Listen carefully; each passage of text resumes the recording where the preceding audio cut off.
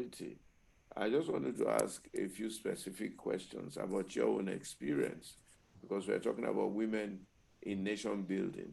And along the line, we're going to show a few examples of some women who have done one thing or the other in nation building just to inspire the women. But right now, I want to ask a few specific questions. Number one, why are governors so powerful in this whole political process? Why does everything seem to revolve around the governor? The reason is one, and that is because they have the resources. Um, Stomach infrastructure matters, unfortunately, and people at the grassroots are easily, let's say, bought over, influenced with money. So the person with the biggest, piggy bank has he who plays the piper. He who pays the piper plays the tune. So the governor is the piper. Okay. Who the governor is who the Is person who the pays is the the piper. the Yes, yes. piper? Yes. Tongue twister. Well, Yeah. So is the it's one. about Well, money. it's not the piper. It's the You one know, who pays the he piper. pays precisely. It's So the that, Lord of that's the Manor that pays the yes, piper. yes, yes. It's a financial issue. Yeah. So number one is finance. Number two, do you think it would have helped if you had had sort of a godfather who interfaced with the governor on your behalf and just gave instructions to the governor and said, "This is my girl. I want her to run for this office." Um, Definitely, that can help if you have a godfather who the governor is, indebted to. But as you all know, once governors become governors, I think they change, don't they? So they become so powerful and power drunk that I doubt if they listen. It's only when after the fact that they go back to themselves. So sometimes it works, but usually they fall out with their godfathers in the first place. So they don't listen to anybody, do they? Well, getting a little bit more personal, your father, the late Wazir Ibrahim, if I'm correct, was one of the most colorful politicians of the Second Republic.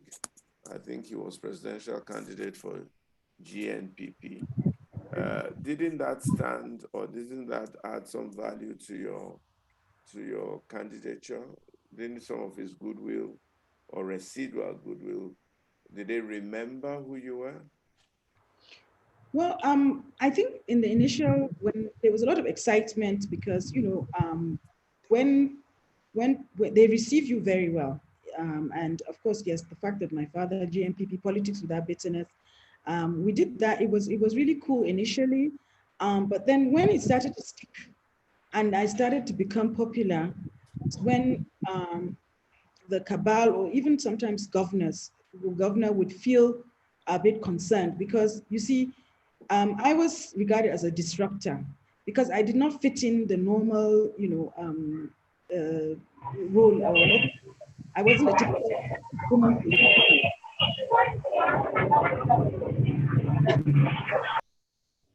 Somebody, okay, great. Yeah, so I was seen as a disruptor, and I think there's concern that everything has to.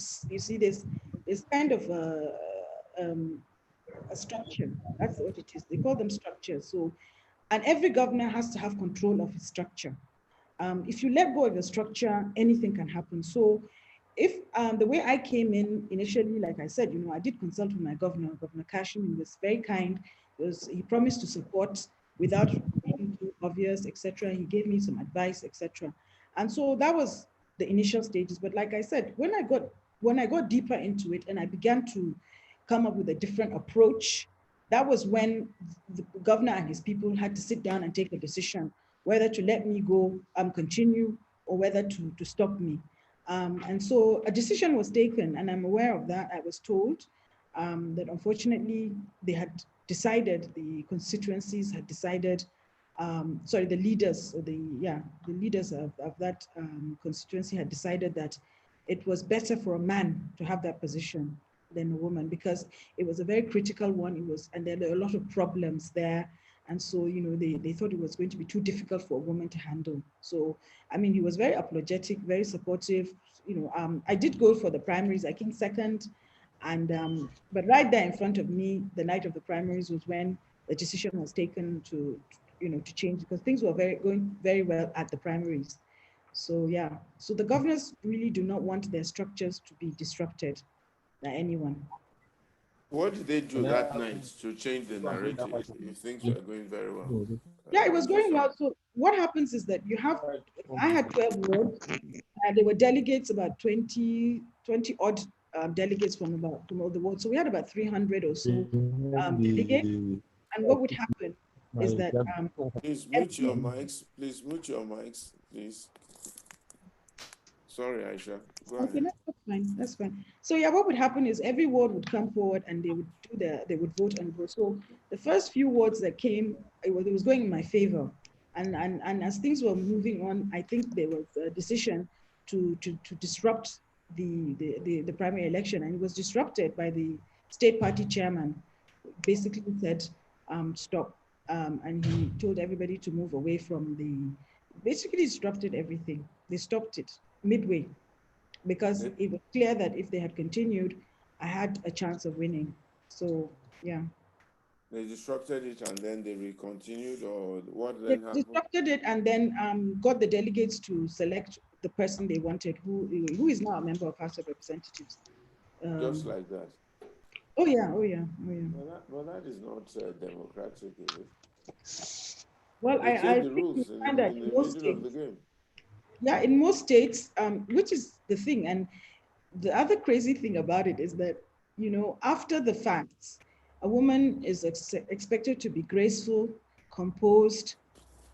You cannot be an angry woman, because that's another thing. Men can be angry, but women can't be angry. You have to be composed and take it like a Like a man. woman. Isn't that ironic? Like, take it like a man. Take it like a So woman. yes, and I remember getting a lot of advice from, especially the women who'd been in politics, about make sure that you don't insult anybody, you don't get angry, compose yourself, be calm, be cool, be charming, and be sweet and kind. Even after you lose, you have to thank them and be in their good books. That is definitely, you have to do that. Otherwise, they will destroy your image. So yeah, that was another very difficult thing for me to do. Yeah, but I had to. You just swallow the bitter pill, and then your loyalty. There's another thing about loyalty. You have to be loyal. No matter what happens, you have to be loyal. So, and there are Isn't many, that too much for many someone to wounded, bear? there are many wounded women who have gone through what I have gone through, I can assure you. And we all have our scars and our bruises to show for it. And at the end of the day, you have to hide those scars and bruises and continue to be composed and all that. Yeah, I think that's another unfair thing that happens, that only women are expected to be like that. Can you imagine? So, do you know all these women? Do you all hang out? Do you compare notes? And what are you guys doing? Well, we've spoken. I mean, one of the people who actually wrote a book, who's my very very good friend. She's her name is Aisha Osori. Aisha Osori went through, and she even documented everything that happened. I read Aisha's book. I didn't know mine was coming, and but it was helpful. There's Ireti Kingibe, who's also like a big sister, and she's wonderful and supportive. And then there's so many women in Borno who we all get together, we talk, but at the end of the day, the men outdo us. It's difficult without the resources. Imagine trying to stand up to a governor. I mean, these are their pockets are deep. So women can complain, talk, but at the end of the day, we have to put our chin up and continue to pretend that everything is all is well, or else we're angry women. Did you see how Kamala Harris had to behave? She had to control herself, because you see, a woman isn't allowed to shout or insult, or to be too, they say, oh, she's passionate, she's too this, she's too that. So that's another thing that I noticed in politics.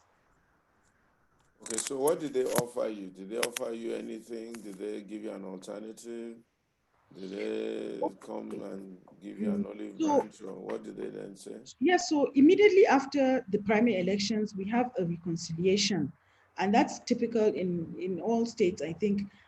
All the losers, all the losers are invited to a meeting where you are, given a chance to vent.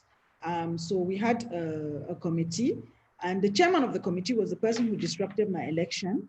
But I had to sit there and pretend, I was cool with it and that I pledged my loyalty and that I would support them for the main election because they didn't want anti-party activity. So they made sure they did that.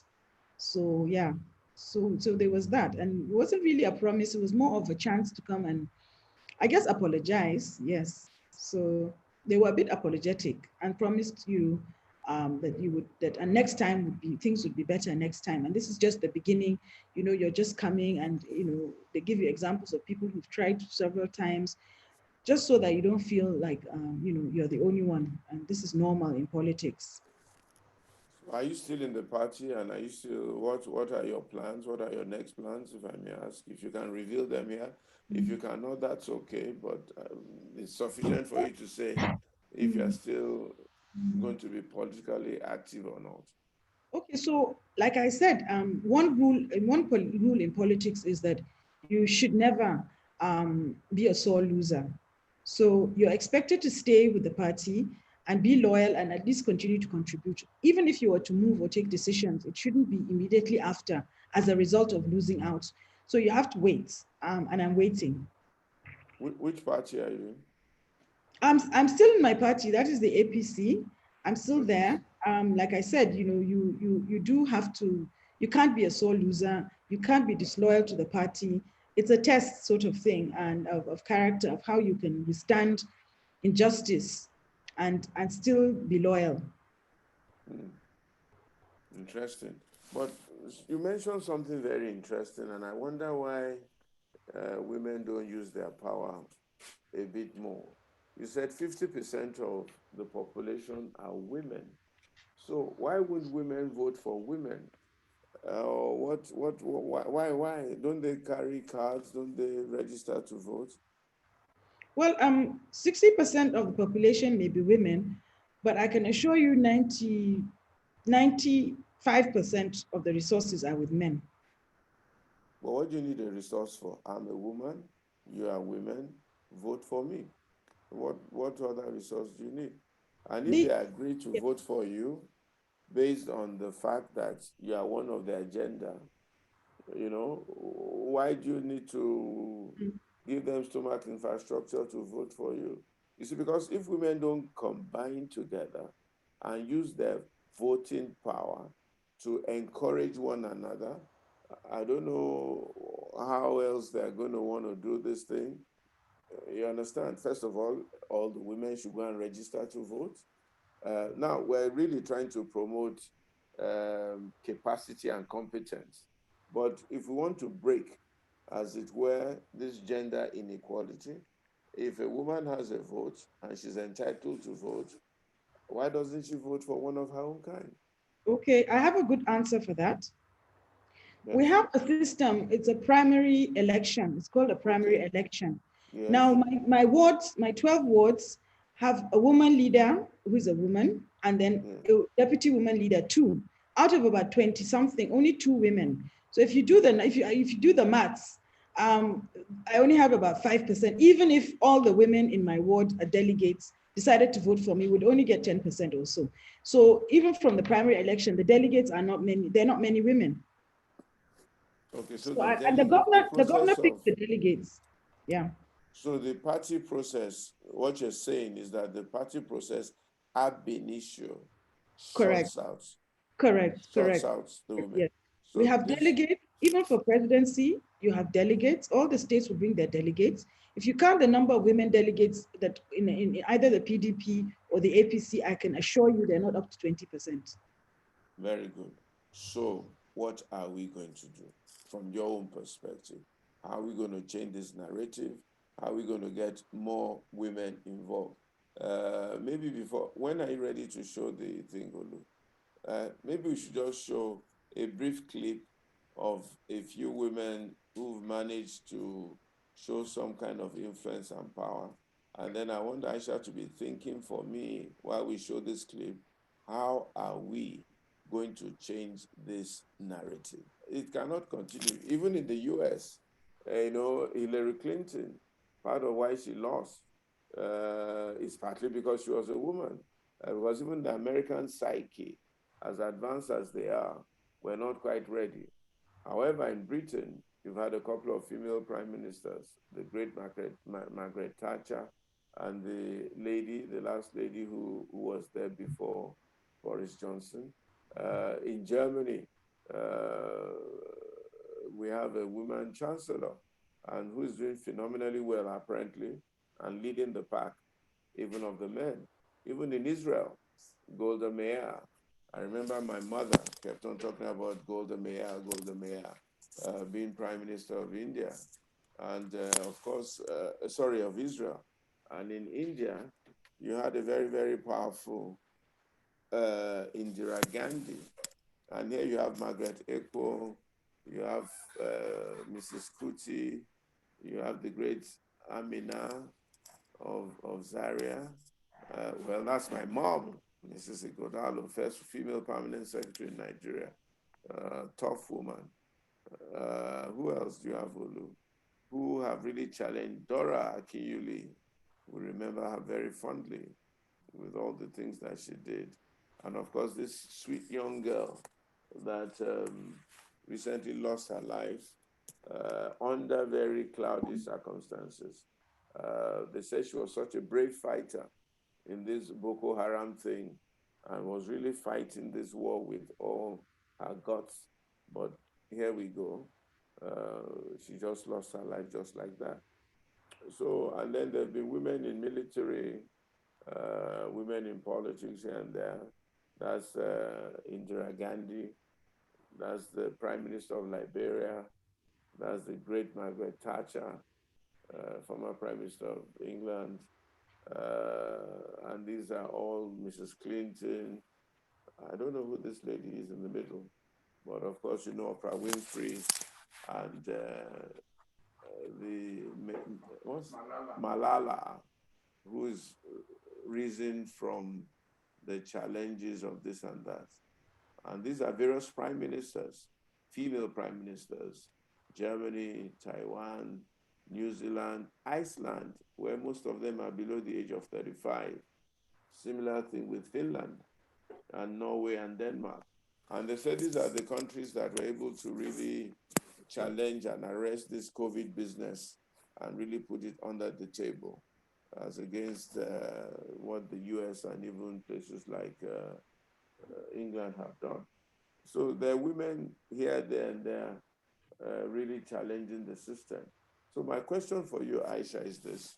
What do women over the world do, and especially and in particular, women in Nigeria? Why don't we have a woman rising up and saying, really, really, I want to be governor, or I want to be president of the Federal Republic? What do we do? What sort of strategy do you think the women should apply going forward? Well, I don't think women actually can do this on their own. I think that we need men. We need men to support women because, like I said, the resources, 95% of resources are men. We need men to take that decision that women, they're going to be include more women in governance. I think we also need education and economic empowerment for women because without the financial resources, you cannot go into politics. You require quite a lot. So this is a big constraint, the financial resources required. So the economic empowerment is very, very important. Um, the cultural change, I think we have to effect a cultural change. We need to name and reframe the norms that are holding women back. So we identify them, and then each of them has to be reframed. And it has to be a very concerted campaign that will make it culturally acceptable for women to have power. because right now it's almost unacceptable for women to have power. Men cannot just deal with it. I think our level of education affects our psyche, our thinking, and I think that we're still very backward because Nigerian men still see women as commodities. They see women as, women who should be in the kitchen and stuff like that. I think they still find difficulty accepting that a woman should lead. So whenever you see a woman in a position, a leadership position, I can assure you, if it's an African one, it's usually because it's a token position, or you get invited to be a member of a board because they just realize they're all men. Oh, we need a woman. Okay, let's find, let's see. Okay, there's this woman. So usually women are even invited to come on board or boards or positions only because they feel that they have to. So you find that there'll be that token one woman in positions, not because they feel women have potential or something to really contribute. That's not the case. So I think our women, the men, their mindset has to change and they have to understand the potential of women. I'm hoping that there will be a generational change and attitude because, like I said, even now, I know all of us, we have kids that are, have been in school and we know how well the girls are doing. So I hope that, a generation, it probably won't be our generation, but perhaps the next generation, women are going to be more included in governance. The last thing that I thought that bothers me is actually this whole issue of the corruption issue.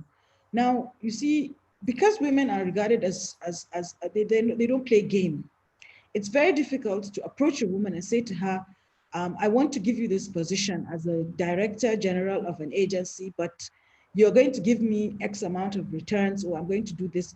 Men find it difficult to talk to women about such things. So because of that, because of corruption, you find that the chances are whenever there's any vacancy of any position of some agency that is very lucrative, you find that the choice will probably be a man because they're afraid a woman might not play game. So corruption has something to do with the fact that women are not given positions. They like to give women ministries of poverty alleviation, social investment, and women affairs, and take care of orphans. All the things that require empathy and courage, and that requires hard work and dedication. Those are the jobs that they give women. But wherever there's a lot of resources to be shared, then usually the men do the dirty job. So unfortunately, that is a big factor that is affecting us. Unless we eliminate corruption, we will not give women positions in power. Sounds like there's a whole bunch of work that needs to be done. But I think, you have something called the WIMBYs, Women in Business and Management. We probably need to have the WIMPO, Women in Management and Politics, or WILPO, Women in Leadership and Politics. I think it might be something you and a few of your friends should think of driving and starting, if not for anything at all, to show the importance, the relevance, the skill, and the capacity of women, even historically. I don't know how Norway did it. I don't know how Finland did it. I don't know how Taiwan did it. I don't know how Sirleaf Johnson did it, but they must have done something right to get them in those positions. And then to also serve as some form of activism, first of all, to get women more involved in this process, and secondly, to get men to be more cooperative, to allow women in, and to agitate. Black Lives Matter. We've seen in life that if people don't agitate for something, people don't necessarily give you what they think is right. They give you what you agitate for or what you negotiate for. And we should begin to think about that. And not just women for women's sake, to be honest, Aisha. Women for the sake of competence, skill, capacity, ability. What anybody can do as well, or even much better. My mother had to pay a lot of price for the position she was able to attain and fight all the way to maintain her integrity and to maintain her position. So it's mm, going to be a long, hopefully not so long, but a hard fight. And we are willing, well, let me speak for myself based on my background. I'm willing that anybody who is competent, man, woman, or child, should come and be part of this thing so that Nigeria can change. So you need to think about will poll, women in leadership and politics. I think it is something you people should really, really think of starting as soon as possible. And I won't mind being part of that if you want. But let me ask you something that's very, very important. You spoke about the level of education, and I am worried. I'm concerned. I've spoken with my friend, the 14th Emir of Kano, who is also very interested in child and women education. That what do we do? First of all, about 14 million people out of school, most of them in the north. What do we do about them? And what do we do about women that have not been allowed to go to school? And I mean, I can't imagine where I'll be if my grandfather had not allowed my mother to go to school. And there are many, many women like that, even married to educated men, who have not been allowed to go to school as children or even benefit from adult education. What do you think, Aisha, that we should do as a nation to readdress this thing? Because if our people are not educated, we can converse all we want. We can't change their mindset. I've been preaching a series in church called The Transformation of the Mind. Romans chapter 12 says, Be ye transformed by the renewing of your mind.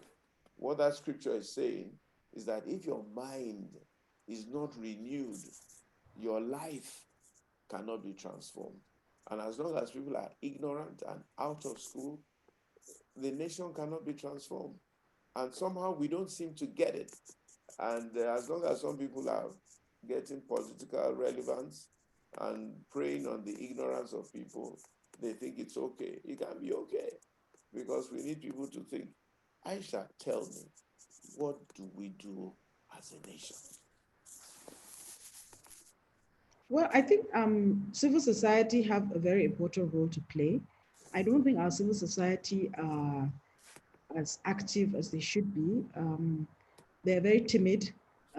It's a war. We have to really get up and be very very focused and not give up until we get results. I think we give up very easily.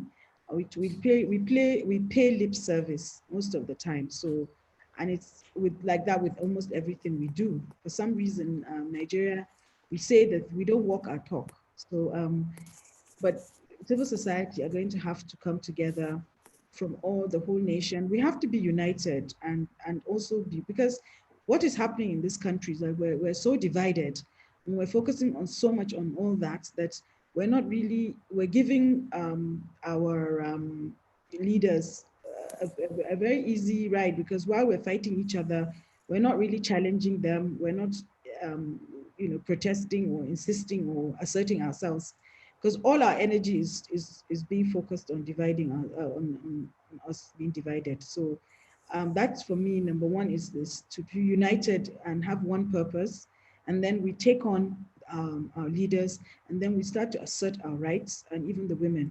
But as it is now, we're such a broken and divided nation. It's very difficult to to make change in such situations. You know. Why is it that we find it difficult to take on our leaders? A young lady, I think she's also called Aisha. I came across her video recently, and we're just going to play it for a few seconds. Really stage a protest. I want to ask you what you think about it and why you think it's been so difficult for a lot of us to be able to challenge our leaders in Nigeria, and why people seem to back off or they don't seem to be able to put it into Thank you. their channel. Quick to forgive. When you offend them, they easily forgive you. And Are you going to be able to show that video? all these qualities, I don't think it's right on your part to interfere. Evaluation time, activity time. So, questions. Great. I mean, Aisha, can you answer that question while we wait to see if the video will come up? Why do people want people to challenge Aisha? Please mute your mic. Time starts. The question you asked Yes. regarding education, what we can do? Okay. No. Yeah. First of all, what do we do about education? And then secondly, why is it that it seems so difficult for people populous country because we have powers as citizens. People who are afraid to die. Are we living in Nigeria? No. Is this life? This is not life. I spent 7 months in the UK. I just came back 2 weeks ago. I just finished my 14 days quarantine. You know what? I wasn't treated as a slave in another man's land. So who will dare to treat me as a slave in my own country? Because we call out those who fail. Every day you get a phone call from someone in the middle of the night telling you that they need money for healthcare, they need money for school fees, they need money for this and that. Nigerians make demands on fellow citizens, but they dare not make demands on the government that are failing them, that are looting them, that are packing their things away. It is high time we begin to do tough law. Yes. Enough of the nonsense. Where some people will stay at home, they expect us to put our lives on the line for them, and then they will call and tell us to bring money. People have been making excuses. All you yesterday, what was on social media? Oh, Showore is the one doing it, they will not come. Henry Sheed is the one doing it, they will not come. Oh, Adenji is the one doing it, they will not come. Oh, Ario is the one doing it, they will not come. You know what? Excuses are like shoes, and you always find the one that fits. It's time for us to stand as a nation. I'm tired of being afraid in my country. I'm tired of hiding in my house. I'm tired of paying unnecessary school fees. I'm tired of paying bills. How much is the 30 care that they pay? What would you buy? A bag of rice? And that's it. And then we'll have a president who has the guts to do nothing, and yet he sends in security agents to come and intimidate us. You all should be ashamed of yourself. You all should be ashamed. All right. I think she's echoing part of what you mentioned, Aisha, in that people are not able to challenge leadership. What is your opinion, Aisha? Do you think is responsible for our quietness? Aisha?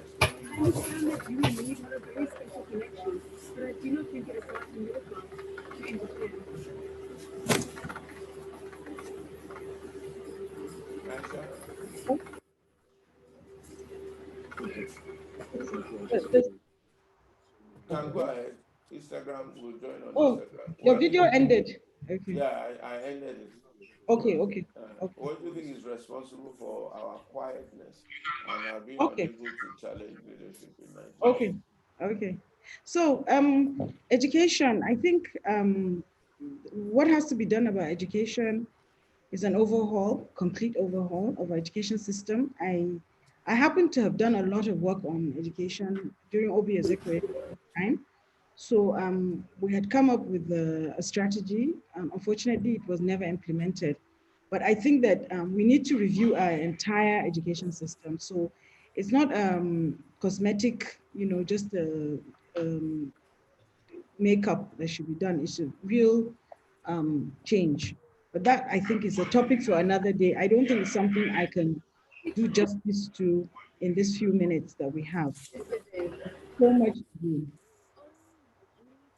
Okay, but I'll be interested in that strategy that you probably did with Obi, both from a national perspective and from a personal perspective for the sake of King's College, where I went and where we're having challenges with the quality and the standard of the school right now, largely because it's been really funded and financed by the federal government, and it's been overpopulated by the policies. Unity school, we have 4,000 people in a school, 2 campuses that have capacity for only 1,000 Wow. 1,200, but Same there's with Queen's 4,000. College, my school, yeah, my school. So something must change.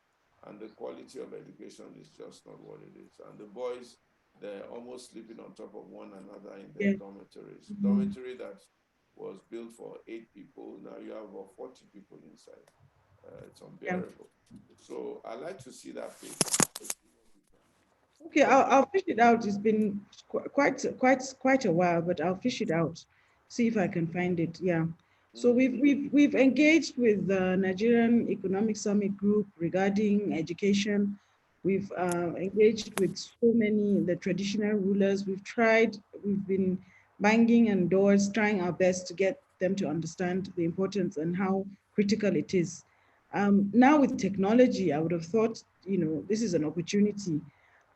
We can resolve. There's so many issues like teacher quality that can be resolved with technology, and we can bring education to every home if we want. You don't need the bricks and mortar. You don't need all that. As you can see from COVID, you just need a device, and then you can reach out to millions of people. So this is an opportunity that I wish we would focus on. But like I said, civil society honestly is a sellout, because civil society doesn't try hard enough to get those changes. Most countries that got where they are did not get there just like that. It didn't just happen like magic. The citizens have to really fight for their rights. Education is a constitutional right. So, but we don't assert ourselves, or the way we assert ourselves in a way that makes us ineffective. So I think we have to be effective in how you assert yourself as well. Well, there's a school of thought that says that the politicians deliberately keep the people ignorant so that they can give them a loaf of bread and take their votes, or get them to go here, go there, and so on and so forth. So it's almost deliberate that the leaders in some parts of Nigeria and in some areas don't want the people educated and enlightened so that they can continue to command them. Did you share this opinion? Yeah, I think there was a famous case of one of the governor of Borno State, Ali Modu Sharif, who said he didn't care what they said about him in the papers, because most of his people can't read English anyway. So I remember that caused an outroar, but nothing happened. So I definitely agree that the ignorance of the people it makes it more convenient for because you can't hold them accountable. How many people even understand um, the formula for resource, the fact? Control, yes. How many people know that monthly what their state gets? How many people know what local government gets? How many people know the running, the capital, the budgets of their states? So federal, perhaps, we're all, here at federal level, we have an idea. Like today, the president read out the budget. So, but if you go to the states, they don't know anything about what's going on. So unfortunately, the ignorance is very convenient. Thank God for protecting you guys over. I think there really needs to be a lot of agitation from civil society for I the think, education and the emancipation yeah. of the average Nigerian. And honestly, it's a big step. It's a big step that we must try and take. In fact, some people say there have been deliberate policy reversals to ensure that most of Nigeria itself doesn't get educated. But I'm going to go into a very topical but touchy issue, and I just want to get your opinion on it. There's been this agitation for restructuring of Nigeria, and even some people have been commenting, eminent people, one or two clerics here and there, and the government's reaction has been very, very combative, and almost accusing them of being what you may call committing some kind of anti-nation thing or the other. So, what's your opinion on restructuring? And what is this restructuring all about anyway, from your perspective? And what do you think should be done? I think restructuring is necessary. And my understanding or my belief, the type of restructuring that we require is for us to decentralize. I think the federal government has too much responsibilities in the constitution. And I think there's a lot of resources are wasted at the federal and it's not where it's needed. My experience being a local politician at the local government level has really exposed me to a lot of the problems. And I know that so much of the waste that goes on in federal level would be very useful at the local government level. So I think that the formula, the sharing formula of 51-49% is too much in favor of federal. Federal should not more than 30%. I actually now beginning to think that state policing is necessary. I don't think federal government can handle the security challenges for the whole country. So I'm actually now become an advocate of state policing, and that would reduce again the responsibilities of federal. I think the army, the armed forces can be federal, but the states should handle the state policing. Education, to be honest, the whole UBEC thing, I don't know if UBEC has really performed its mandate. I don't think that is also something that we should continue. To be honest, I would repeal the UBEC Act, dismantle UBEC. It's a waste of resources. They're not doing what they're supposed to do. I don't support Education Trust Fund either. So there's quite a lot of things that, well, especially in the education sector, and a few other agencies are just guzzling up our money. So the federal agencies have to reduce. But then the issue of states, we need to have a better system of electing the governors, because of course we know how our governors behave. You know, you give them more money, they become even more powerful. So that's going to be another thing we need to do. But again, it all boils down to civil society. If civil society is organized and civil society is determined and focused and not timid, I think that we can make a difference. But we do need to make those changes. Huge, massive, mega, seismic shifts in the way we do things if this nation is going to survive, or else we will become, I don't know, Rwanda. Well, Rwanda is doing very well. I don't know which example to use, but right now we're really hit rock bottom and we're going to go down even more. And I'm scared. I'm really, really scared. Well, I'm going to be asking people on the platform to send in their questions so that we can get a few more generalized questions from the platform and get it be more interactive. But one of the things I'm going to be asking you, Aisha, is this. Um, do you really think I that, can't hear you, sir. do you really think, can you Better. hear me now? Is it Yes, better? better. Do you really think, why would you think the government is not quite willing? Because I get the sense that they're not quite willing to allow state police, and really they're also not quite willing to change the resource formula. In the First Republic, it was 50-50.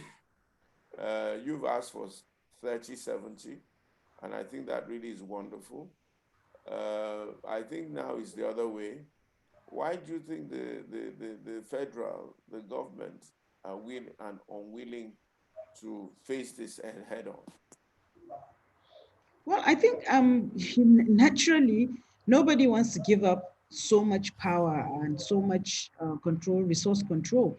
So I think it's a natural human instinct, if you like. Why would anyone voluntarily just willingly give such power up? You know. And another thing is, because of what it takes to even get into power, when you have somebody who's actually scaled all those obstacles and actually got there, it's very difficult to get them to give up anything. So some people have spent their life, all that they have. They've borrowed money, they've stolen, they've done so much to get where they are. And then you look them in the face after they've come in and you say to them, do this, do that. And they just tell you to go to hell. I mean, you don't know what I've gone through. I've paid through the nose. I bought this seat I bought it and I'm not even going to discuss no negotiation. So they don't negotiate with us because of how much they go through, you know? This is very tough, you know. It's like the chicken and the egg. A man has gone through so much to get to where he has gotten to. It's now time for him to be on easy streets. Then some people are saying to him, give up the power that you fought so hard to acquire. It looks as if we're never going to be able to solve this problem the way you've presented it. How do we change this narrative of expensive politics and winner takes all? By the way, people who want to ask questions, you can just wave your hands and I'll be able to ask you to ask those questions after this comment. Thank you. So what I think we need to do, is, I said that earlier. The first thing is we have to stop fighting each other. Because if we don't have a united front, we, the civil society, we, the ordinary citizens, if we don't have that united front, if we don't see ourselves as one suffering the same, then we're not going to make any progress. So for me, this is number one. You know, like I talked about how divided we've become. There's a lot of rhetoric, very hostile, you know, the usual problems we're having, ethnic and religious. I think we have to overcome those first. And that requires a lot of, I think, discussion and talk to each other, you know, and then that would be the first step. Then after that, we agree that, yes, we do want to remain together. And then we now decide how to go about it. But as it is now, it's difficult to do anything, to be honest. So you think that there should be a national conversation where everybody comes together and speak their minds as to the direction that they feel that Nigeria should be going? Well, yeah, if we're able to sort out our differences, that's the first step, yes. I think we have to have that national conversation to sort out our differences and, or let's say, you know, agree to disagree on the things, or live with each other. Then we can talk about how to proceed and build the nation. I think that's so fresh, and I'm grateful for that opinion from you. So we really need to sit together, agree to disagree, and then agree on what our national ethos and our national direction should be. Let me take a question from a lady, Mrs. Ronke Fetuga. She's raising up her hands. Please unmute yourself and ask the question in 45 seconds flat. I think I've done the unmuting. Can you hear me? Yes, we can. Hi, Ronke. Hi, congratulations. It's so good and very refreshing to have a lady that is so committed on this program. Thanks to you and thanks to Pastor Itua. I want you to identify the most important thing for where we should start. I believe is education, not formal education. Education at the grassroots level. Like you said, a governor that said his people cannot contradict him because they were not reading the newspapers. How do we educate people? How do we educate young girls, young people? I was even going to say that on this platform, we are talking to the converted. How do we bring young people to this platform to hear us, to share what we feel and how we feel? Please tell me why we should start with education. Thank you very, very much, Ma. And I think you've really opened a new vista for us.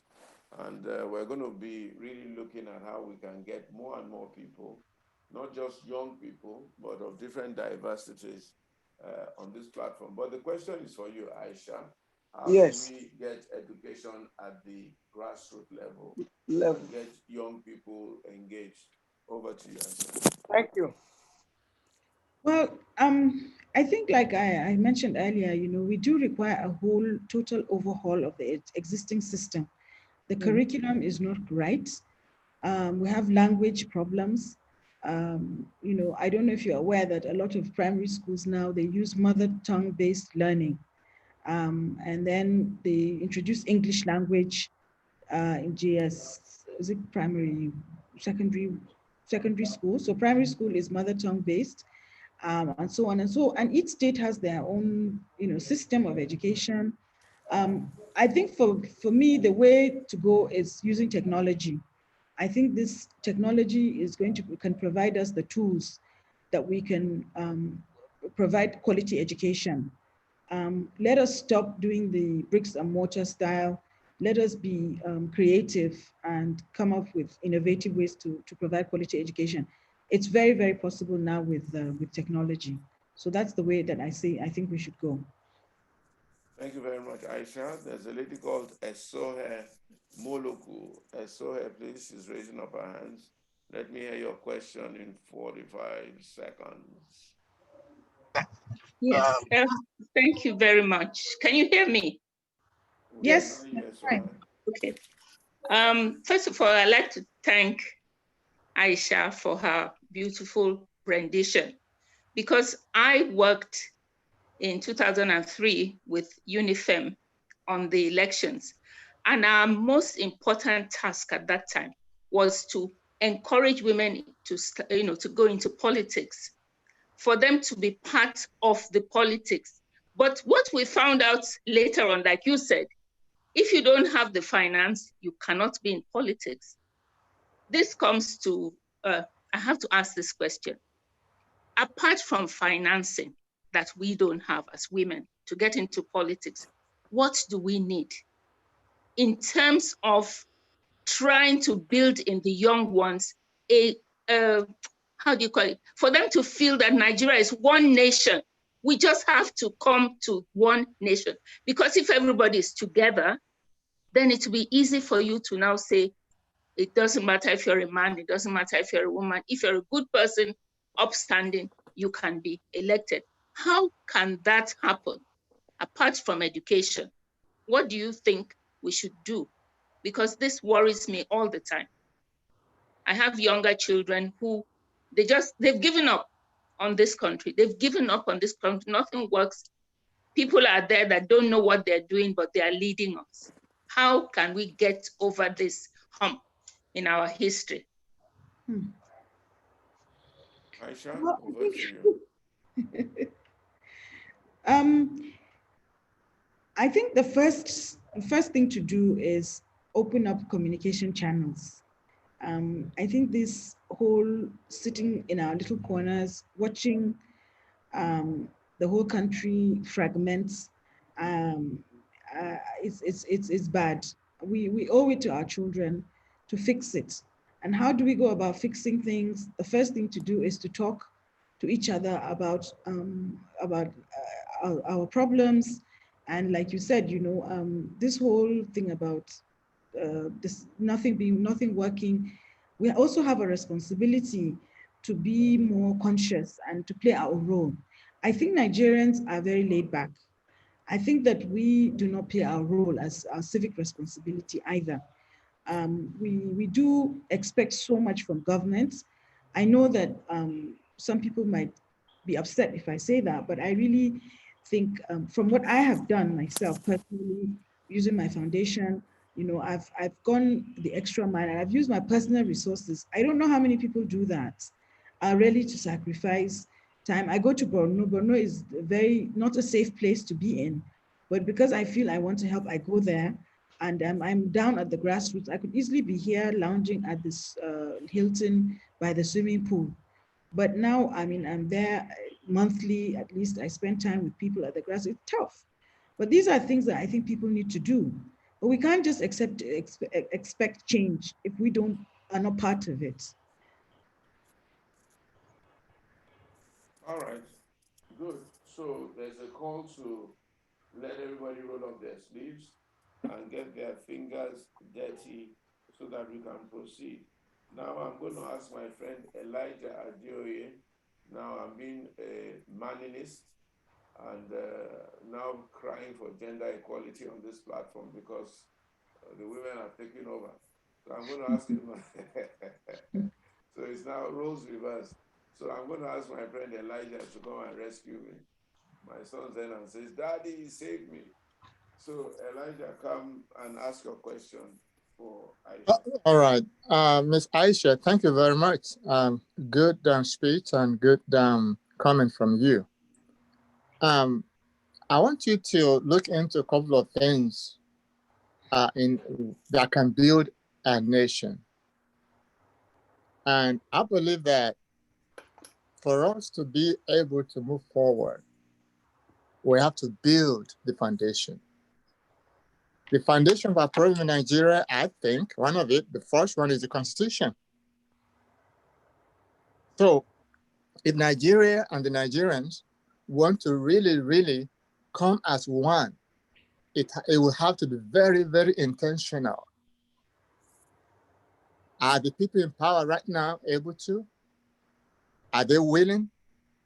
Okay, even if the people in power right now should now give this hand over to another group, then it's become, oh, it's our time.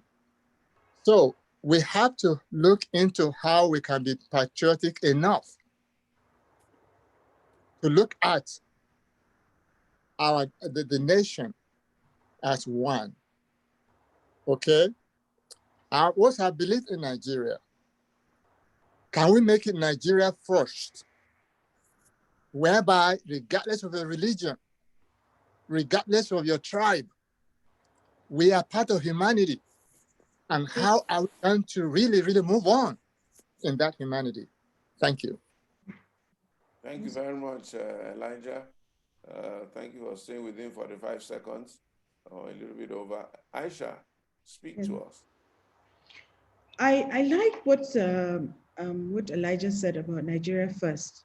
I think that is exactly what we need. We need to start to put Nigeria first before ourselves. And if you look at Nigeria's as one, and we decide that we want to nurture Nigeria, and then perhaps that patriotism, will start to have impact. But without it, we will not get anywhere. So I totally agree with you. And the only way to do it, I think, baby steps. I know it sounds like very overwhelming. It sounds like so huge, but start small and then build up on it. Don't give up, and keep pushing and keep fighting for to save Nigeria's soul. Because this is where we are now. We need to be saved from ourselves. So yeah, we need to change our attitude. We need to stop hating. We need to stop bringing each other down. We need to support each other. We need to love each other. I mean, this sounds all soft, but it's necessary because it's become so dog eat dog, so nasty and horrible. And one of the reasons why people don't even want to live in Nigeria has to do with this environment, the atmosphere, the hostility, and that. We used to have 20 years ago. I remember it was when we met in Lagos. All these problems, they just didn't exist. We were all happy-go-lucky. Everybody might do your thing, and there was no ethnic, no religious. There was nothing like that. And somehow we allowed religious and ethnic bias to creep in, and we allow it to happen. We need to speak out. We who are moderates, who don't see difference who are tolerant of other religions and other ethnic groups. We need to speak out more and not allow them to take up the space, which is what they're doing now. Thank you very much, Aisha. Well, I think it's more like 30 or 32 years ago that we Was met it? in Lagos. I can tell you that for free. Gosh. Oh my gosh. Seems like yesterday, right? Seems like yesterday, yes. Yes, it seems like yesterday. But like you rightly said, yeah, it must be like 32 years ago. 1989 or 1990 for sure. Yeah. Yeah. So you think back. But like you said, seems like yesterday. Maybe you were in law school then? Yeah, I was law school 1998. 19? 98. Was it 98? 88? Sorry, 88. Gosh. Oh my God, 10 years. 1988, he must have been in law Yeah, school. legit. 88, he must The he must have decades, been the in law decades school. have gone. Wow. Yeah. Yeah. You know. So that was a different Nigeria, wasn't it? Well, the tensions were there, but maybe they were not operating at the level. Mm-hmm. It hadn't come down. You know, we've now Hello? gone up to the area of tension. Then we were a little bit below the radar. And it was military rule then. It was military rule, so it wasn't too obvious. You Mm. understand? And the military were just doing their own thing. Yeah, they were. And we were just making our way through whatever the military provided for True. us. Even further down, it was even less tense. But now here we are. My brother wanted to run for election somewhere. They're asking him where his local government was. And it really, really discouraged him. And a lot of people have been pushed off like that. I think there's a lady. Yeah, go ahead. Carry on. Aside from your local government, if you go down to the local level, even your ward matters.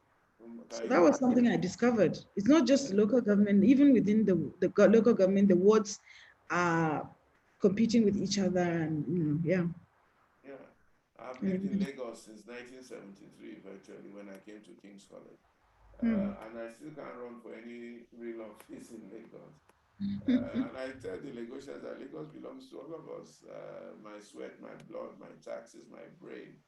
I've been invested in this place since 1973. But you still tell me to go back to Ewohimi, that I can count on my fingers the number of nights I have slept in Ewohimi.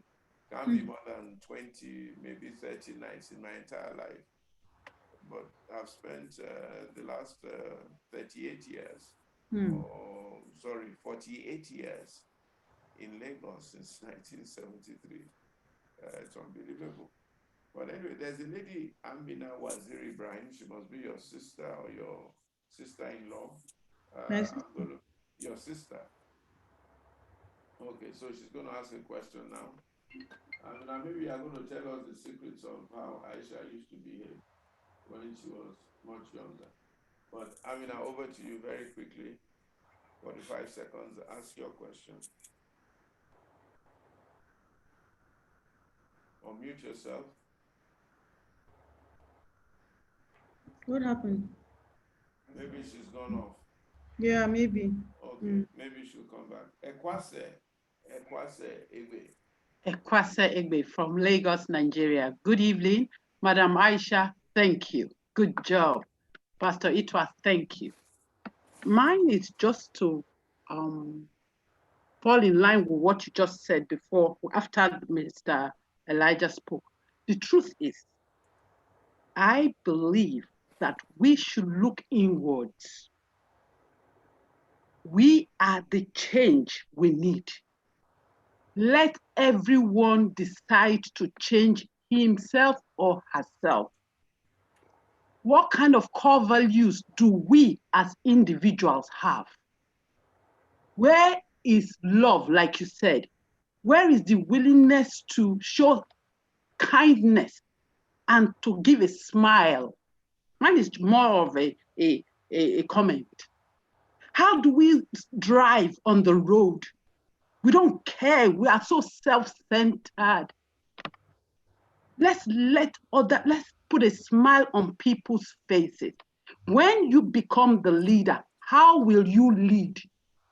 Are you a true role model within your sphere of influence among the people around you? Food for thought. Let's work on ourselves. Together, will we come together as a great nation again. Thank you.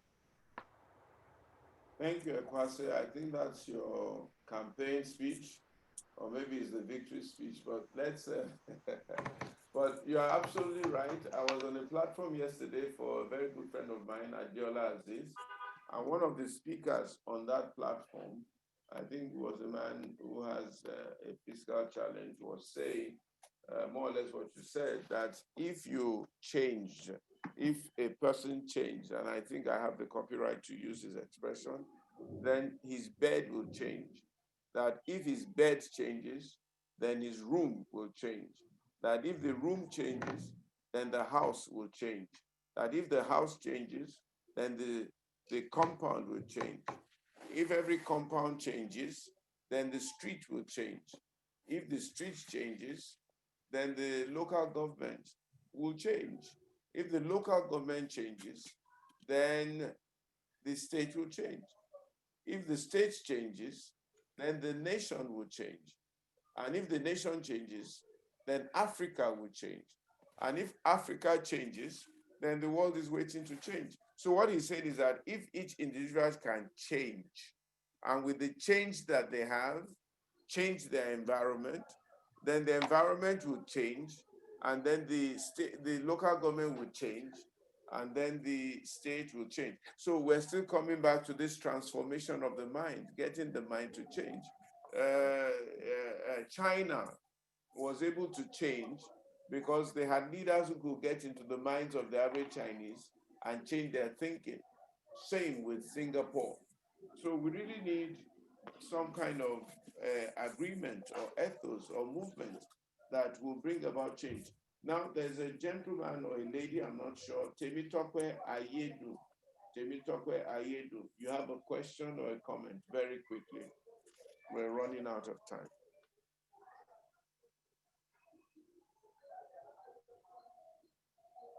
Not anymore. I'll pass. I think it's been a great discussion. Thank you. Thank you, Temitope. Ebon Abrashi, tell us about Queen's College.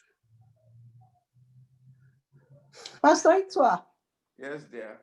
Yeah, thank you very much. You are in the spirit. Thank you very much, Barrister Aisha, and thank you for passing the torch. Well done. Now, it's a little bit of torch too. Yeah, we are speaking in another language. Yeah. You know I'm the first Queen's College boy. I hope you know my mother went to Queen's College, so I was in her tummy with you guys in Queen's College. Yeah. No, it's a question. And my sister went to Queen's College. Anyway, go ahead, please. Awesome. It's a question, is a comment, and it's just a little bit of something that goes on in my mind. The idea of the federal government colleges those days, I think that the success of that idea was that while we were in school, I don't know about now, while we were in school, it didn't matter what the religion, it didn't matter what the tribe, it didn't matter what, we had such a unity of purpose. And that unity is carried on even now in our old girls, in our sets, the way we meet. We have a different, we are different, but we still are able to, to perform and to work and push, unified goals forward. And I see that across also with, at least with King's College Old Boys. Now, my concern is, why have we not been able to replicate this in the society? I hand it back to you, both of you. King's College Old Boys, they are doing wonderful things. I've seen even on this platform, Pastor Itwa is talking to different genders, different religions, different tribes. And my question is, why are we not able to carry this out? That's my real question. I stop there. No problem. Let me allow Aisha to speak first, and maybe I'll make a few comments. So I want to use Borno as an example of how everything has become about ethnic and religion, and this, it's political. So when we were in secondary school, it didn't matter because there was nothing. We were just there to get an education, and so all those things matter. But when you talk politics, then it's a totally different consideration. Now, in Borno State, for example, we have 27 local governments, and we have Northern Borno, we have Central Borno, and we have Southern Borno.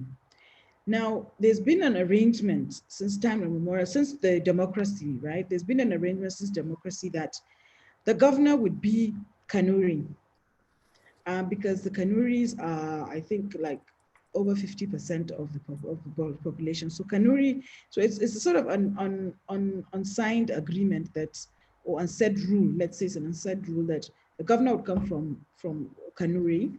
The deputy governor would be from Biu, that is Southern Borno, right? So we have a governor, deputy governor from Biu, and then the secretary to the government would be Shua Arab, which is like the third largest tribe. So you have Kanuri, you have Biu, that is the Babu tribe, and then you have the Shua Arab. So that would be secretary to the government. So they, within the state, they've zoned the positions. And then you have your speaker of the State House of Assembly has to be from this, because we have a lot of tribes there. So that's how they managed to divide things up. And there's no woman though, by the way, from top to bottom. As we speak in Borno State, from the governor to the deputy governor to the State House of Assembly, there's no woman in elected position in Borno State. We only have one woman who's in the Federal House of Representatives, and that one, they did everything to stop her. So that's just that one woman. But I'm telling you, all our senators, our House of Reps, our State House of Assemblies, our this and that. Then we have commissioners, of course, as usual, poverty alleviation, women affairs commissioners, right? All the other commissioners, all the other big ones like works and this and that, they're all men for the men. So now what happens is that the moment you try to bring or upset this structure of having, for instance, a Kanuri governor, you can't bring a Shua Arab deputy governor. It has to be this, because they've already arranged it, and that is how the people have accepted that things should be. So it's purely a political thing. And it's the same with our parties, our political parties.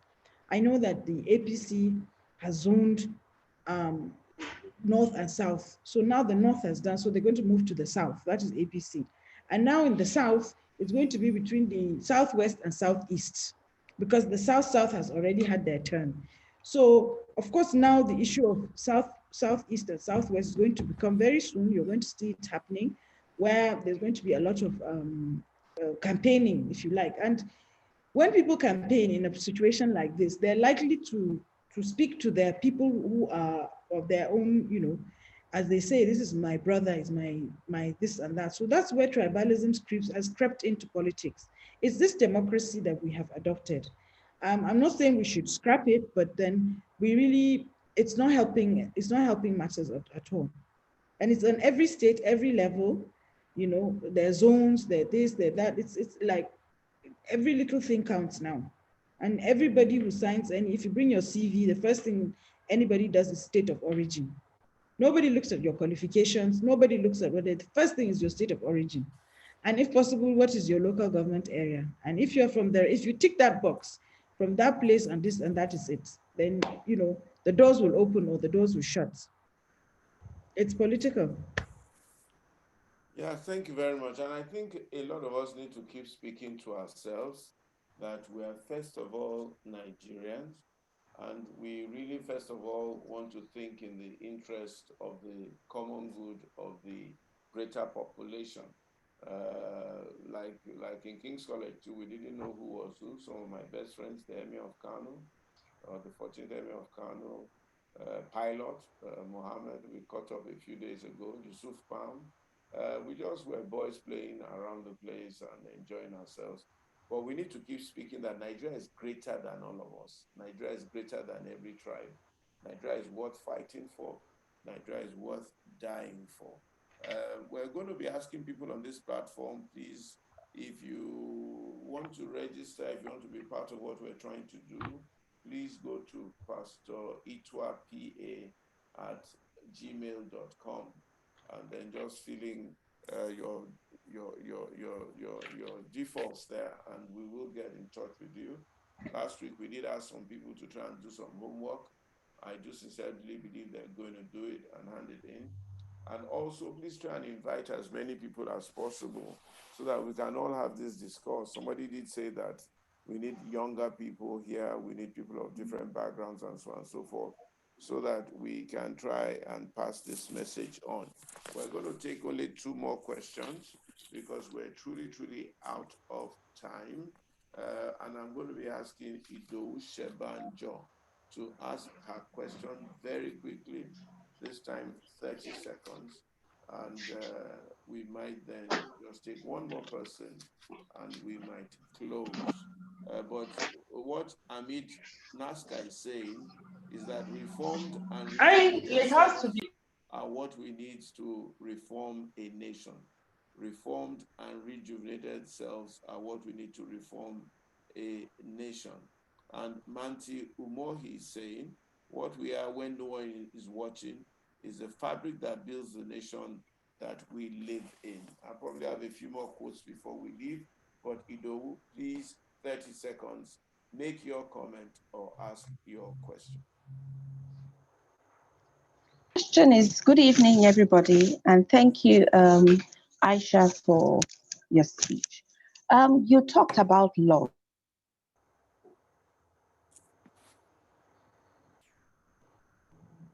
What happened? We can't hear you. Huh? You're muted. Can you hear her?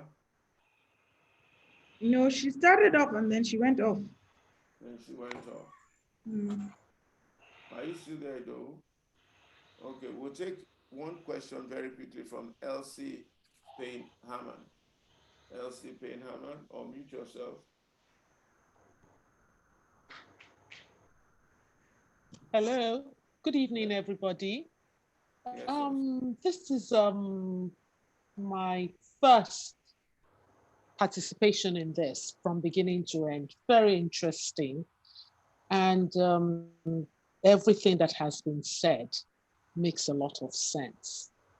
But one of the things that I believe, and one of the things that Aisha kept reiterating, is that we really need to change. It is up to us, the individual, because I find that we always say, oh, in America, oh, in England, oh, in France. Some people worked to get those places to the point that they are.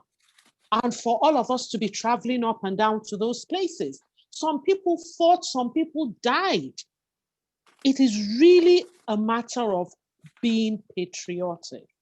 And like Pastor Itua says, and other people have said, like we don't have, once we believe that we really don't have anywhere else, Nigeria is our country, we wouldn't have any other choice but to work and make sure that we do the right thing by our children and the generations to come.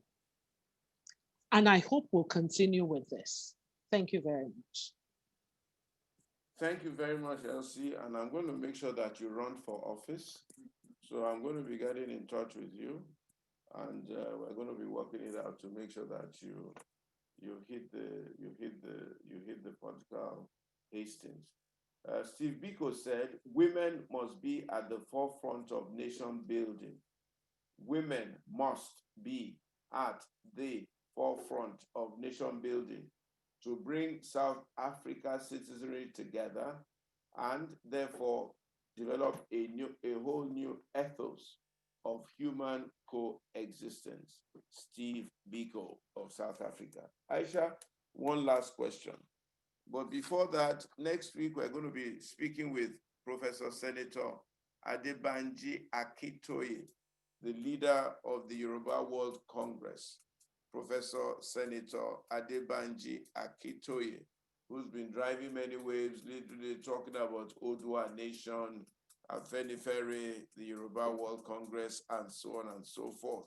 He's going to be speaking to us. This man is a bunch of history, especially Yoruba history. And he's going to be exposing to us the historical background of Nigeria, the Yoruba group, and in particular, his thoughts on how to move Nigeria forward. I think it's a must.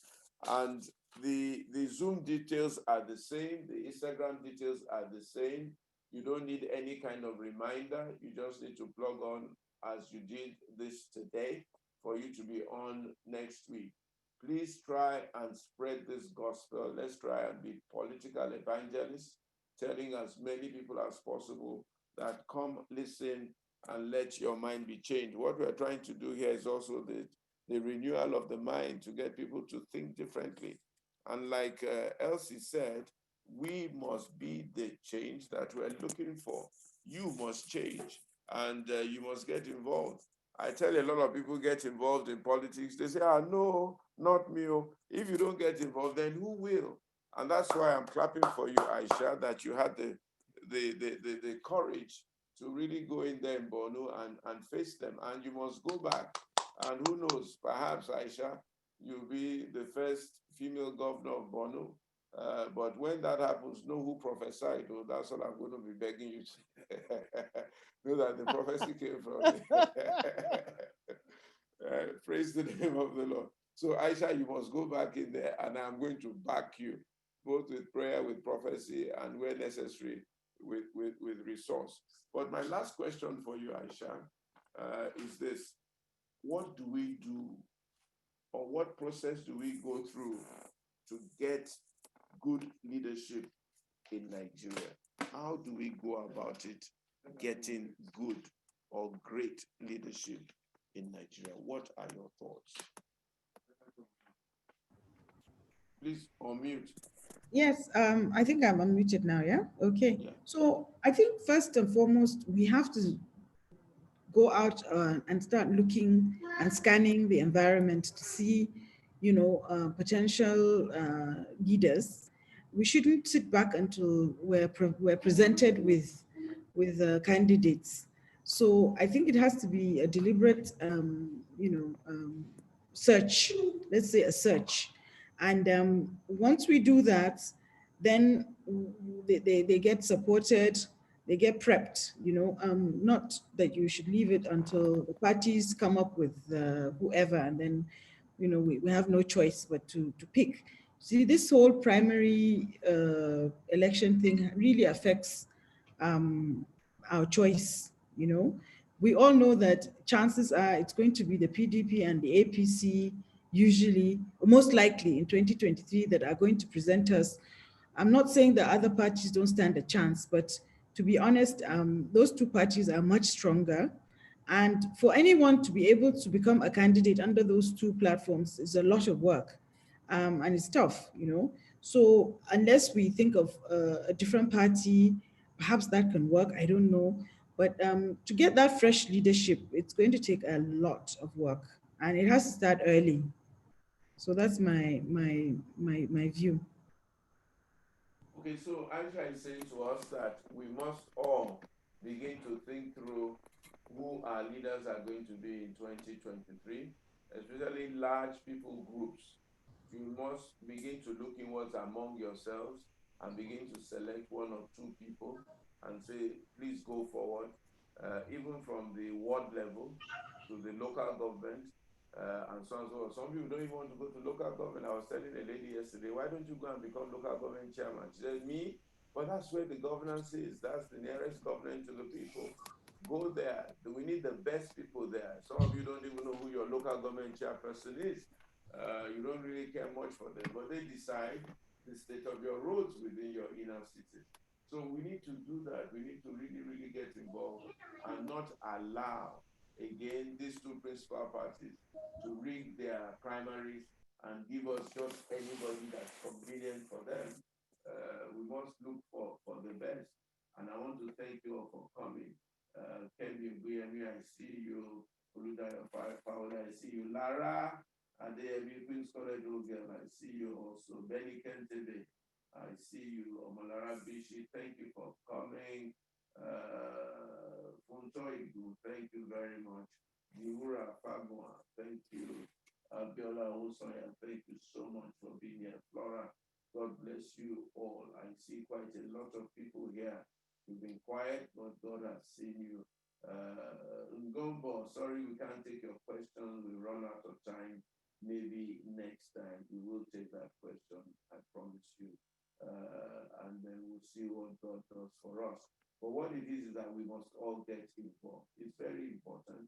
It's very critical. We cannot no longer sit by the sides and allow the destiny of our children to be taken over. Bisi Oshitoko, I see you. Pa, Unke, Mudupe, I see you. Tommy, thank you very much for being here. Abiola Ige, thank you for being here. Abiola Thomas, thank you. Tony, I thank you. Princess Mrs. Shoso, I'm sure you're hiding in there somewhere. When you come down there, all the way from Spain, or is it Italy? I see you, and so on and so forth. Thank you all for coming. I think it's been very refreshing. Aisha, I am rooting for you to be governor and, if possible, vice president or maybe president of the Federal Republic of Nigeria. I don't see why not. I think you've spoken to us very clean, very simply, very clear. And we need somebody who's going to unite us and help us with resource control so that they can be even developed in Nigeria. I don't see how Nigeria cannot be better than Dubai. We were better than them 40 years ago. I don't know why we've seemed to have gotten behind them now. All things are possible. That's what they say in Dubai. The UAE, where nothing is impossible. Aisha, God bless you. I'm sure we'll be inviting you back again to give us different perspectives sometime down the road. And I will give you a call to see how we catch up and try and solve a few issues. Everybody, God bless you. Thank you very much for being here. The Lord bless Nigeria. The Lord strengthen Nigeria. The Lord prosper Nigeria. The Lord turn things around for Nigeria. And may it be well with all of us. In Jesus' name. God bless you. Amen. Thank you for having me. I really enjoyed this, and it's really good to see so many people on the platform. I pray that we tried to walk the talk, because this is what really matters. Thank you, and well done, Pastor, for all that you're doing with trying to solve this big problem. It's a good initiative. Well done. Thank you. Thank you, my dear. We'll keep at it. Okay. By Thank you God's very grace, will give us the wisdom and the courage to see how to go. It's just for the good of Nigeria. Absolutely. That's just what it is, how to make Absolutely. Nigeria better. Thank you. Thank Okay. you. God bless you. Have a pleasant evening. My warm regards to your husband and the family.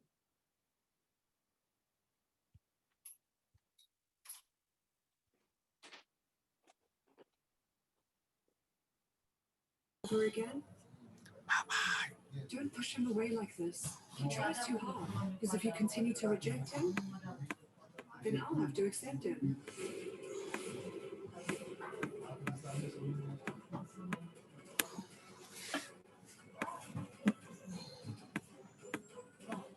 Veronica, I'm just joking with you. Don't worry like this. I'm getting married to Gaurav now.